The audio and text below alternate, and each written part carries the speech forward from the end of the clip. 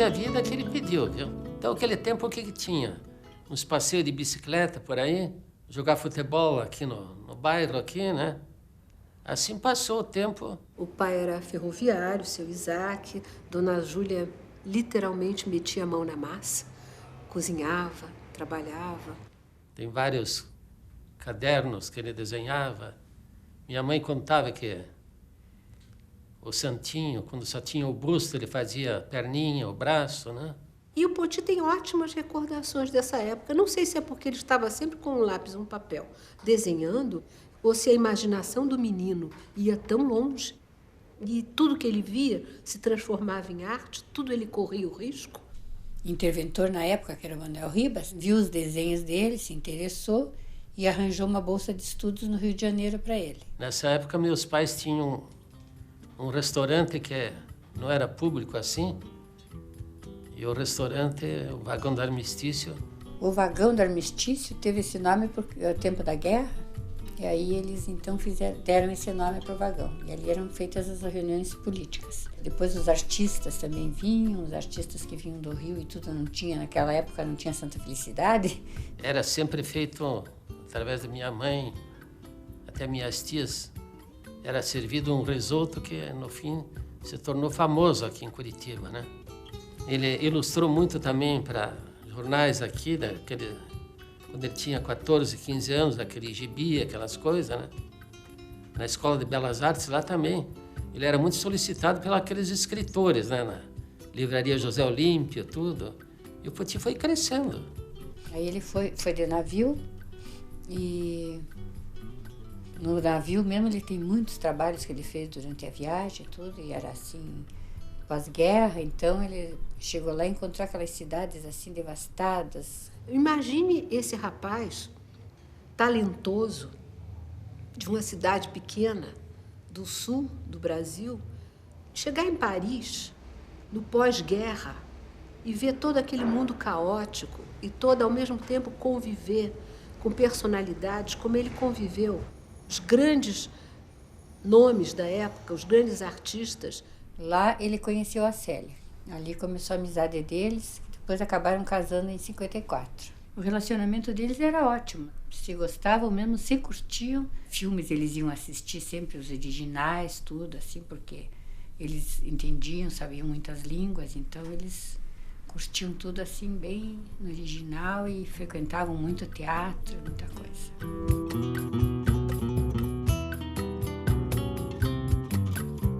Poti deveria ter vivido várias vidas para fazer tanta coisa como ele fez.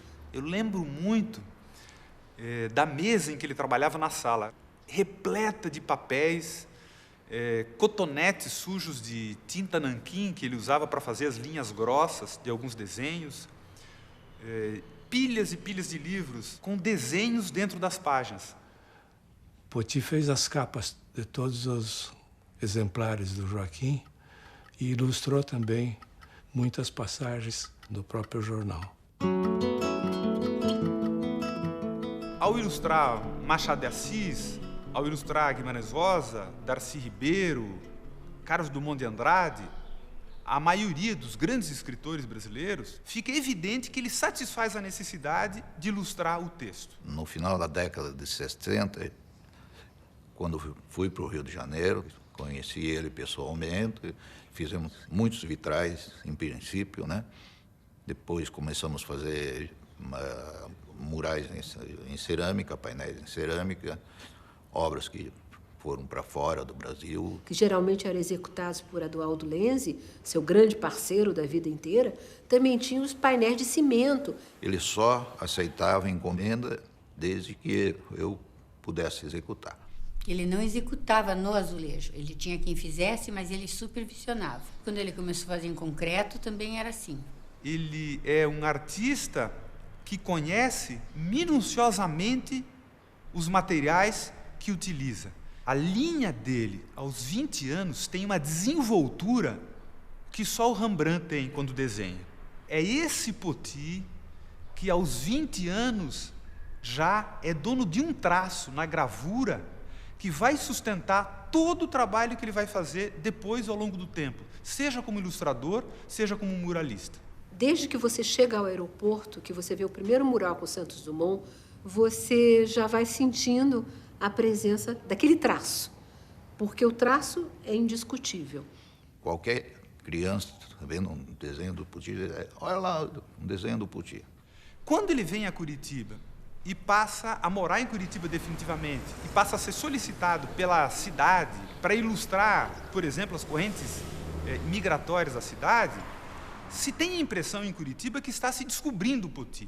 Mas o grande Poti já existe. Poti, muralista, sem dúvida nenhuma, é o maior artista assim, dessa técnica no Brasil. Eu tive a possibilidade de analisar e documentar 43 murais na cidade de Curitiba.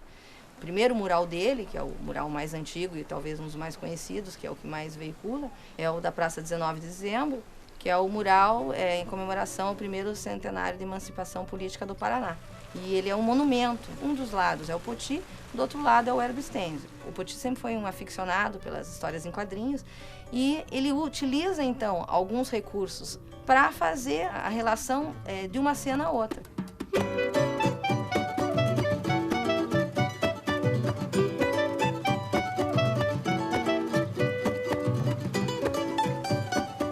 Toda a trajetória, então, até se tornar a cidade de Curitiba.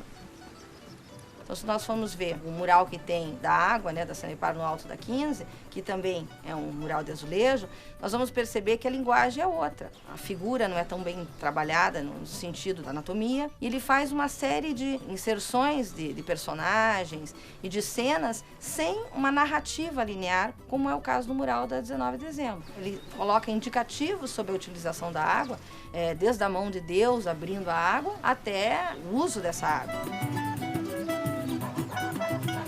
O concreto aparente, que a gente vê na fachada do Teatro Guaíra, ali é uma forma que você vê bastante dura.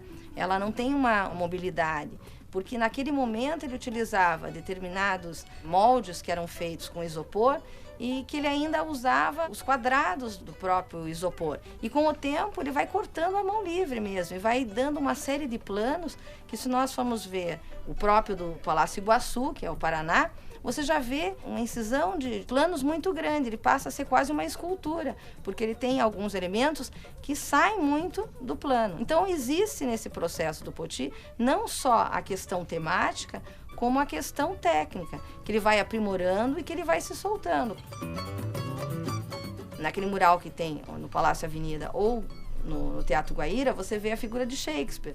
Daí você vê outros personagens que você não sabe quem são, que você tem que se recorrer a uma pesquisa ou ao croquis dele para ver quem que ele estava referenciando naquele momento.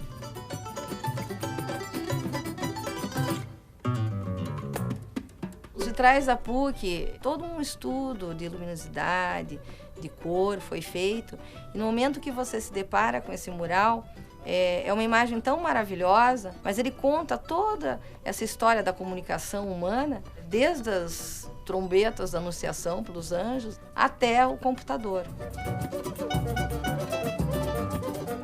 O mural que está no Centro Politécnico de Curitiba também é um dos primeiros murais do Poti com a técnica de azulejo. E ali ele conta, então, toda a questão da tecnologia que o homem desenvolveu no processo de evolução.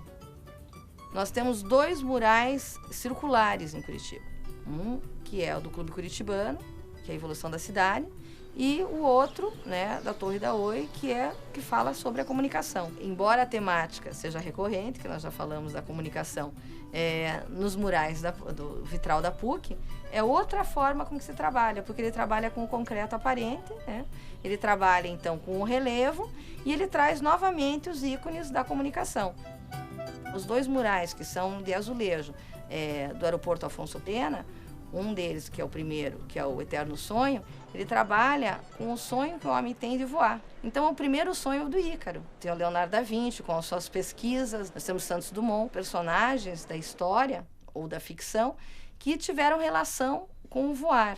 Já o outro mural, ele trabalha com os destinos da viagem. Então, tem um mapa mundi e ele coloca, em vez de uma localização geográfica dos países, ele coloca ícones, pessoas conhecidas, determinadas obras que referenciam o local que ele está falando. Então ele traz essa questão da globalização, né? Curitiba, uma cidade, uma aldeia, mas que tem uma repercussão no mundo e o mundo está dentro de Curitiba.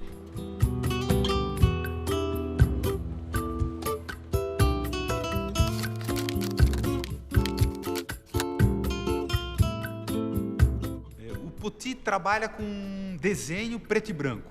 Ele só passa a trabalhar com cor no final da vida. Essa obra passou a explodir em cores quando Poti talvez tenha se libertado do grande amor que ele teve por Célia Neves Lazarotto e tenha passado a viver outros momentos felizes de vida.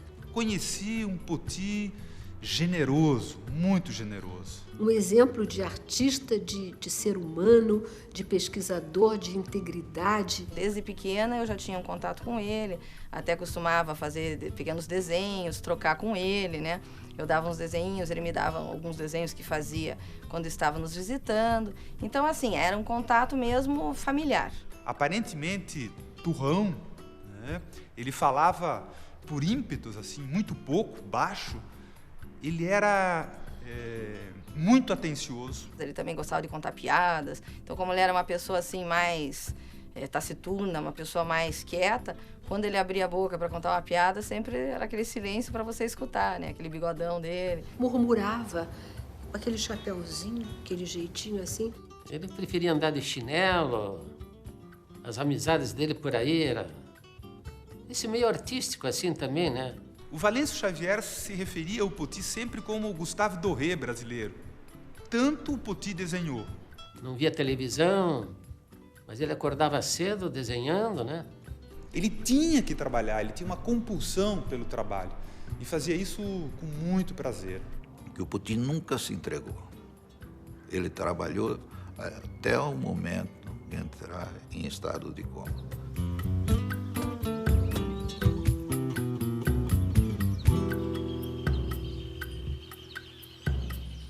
Poti realmente foi um exemplo para todos nós, deixou um legado incrível e eu acho que no Paraná nós somos muito tímidos em relação à projeção que deveríamos fazer mais de Poti. A vontade dele, que ele não precisava nem falar, é que tudo ficasse exposto, viu? O que não é feito até hoje, viu?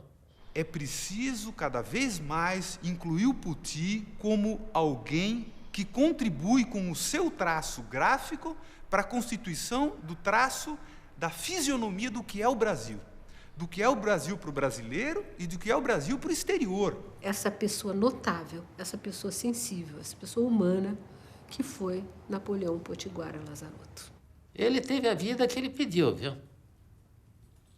Tenho certeza que ele partiu satisfeito, viu?